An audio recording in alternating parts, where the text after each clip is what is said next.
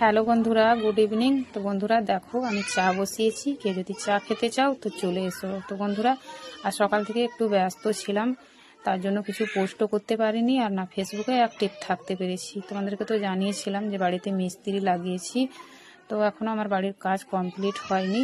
সকালও মিস্ত্রি কাজ করেছে, কিন্তু ওদেরও ধান কাটার আছে, তার জন্য ধান কাটতে চলে গেছে। আবার কয়টা দিন পর কাজে লাগবে, তো কাজ করিয়েছি, তার জন্য বাড়ি তো একটু এলোমেলো হয়ে থাকবে।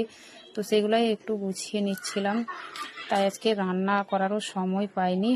এখন স্নান টান করে ফ্রি হলাম, তো কিছু তো খেতে হবে, তাই একটু চা বসিয়ে দিয়েছি। চা খাবো, আর চায়ের সাথে মুড়ি খাবো। তো মুড়ি তো শুধু খাওয়া যাবে না, তার জন্য পাশের দোকান গিয়েছিলাম, তো সেখানেও সেরকম কিছু পেলাম না। এখন বানাইনি, একটু পরে বানাবে। তো দেখো ঘুগনিটা পেলাম, তো সেটাই নিয়ে এসেছি।